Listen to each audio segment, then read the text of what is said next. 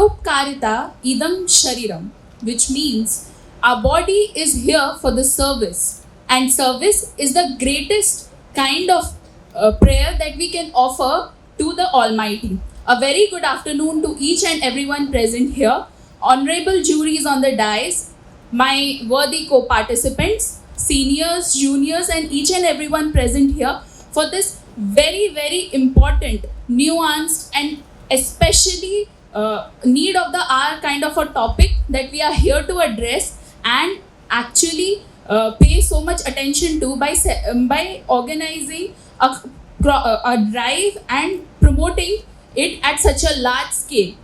So organ donation is something that is not new.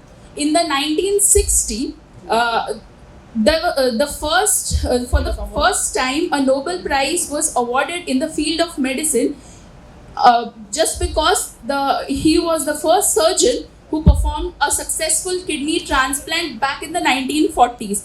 Since then, we have been witnessing so many organ donations. Spain is right now leading the organ donations, and that is because of the opt-out system that they have in their country.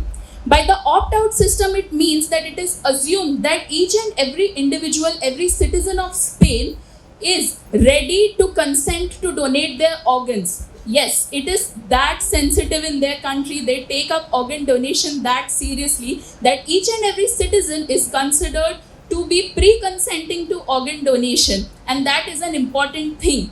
Of course, the rights and the regards of the family is taken into importance, is taken into consideration, and whenever a person is considered to be brain dead, they are the families are consulted, they are approached, and only then the people from the medical team go ahead with the organ donation.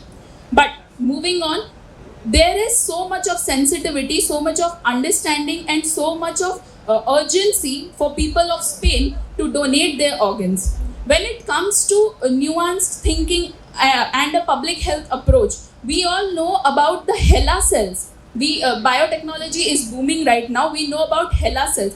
Do we know about the woman Henrietta who donated her cells, and she was suffering from cancer? Those cells were taken from her without her consent, and that pioneered biotechnology today. When we also go back and see studies like the Whiphome study, we were taught about it very recently that in a facility of mentally impaired people, there was a caries study going on. If you all are aware, caries, that is dental caries, cavities, that is very common oral health issue. So all those people who were mentally challenged were taken as subjects of that study, and they were not allowed to understand what are the protocols and why whatever was being performed on them. So that is exactly the situation of organ donation when we come right now and understand the scenario. Organ donation works here on a need basis. So many people who donate organs come from the lesser privileged realms of the world, and people who have more access to, say, finances, to opportunities, are the people who get the organs. Are those organs that are being donated reach the poor really? If not, the organ donation is happening through next of kin. So that should exactly be the point that we need to put into the brains of the people.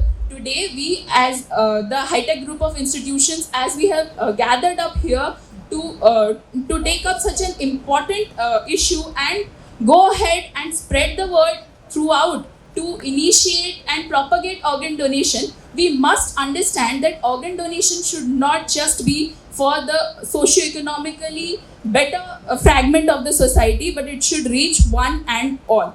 And having been said that, I would also like to throw light on one thing.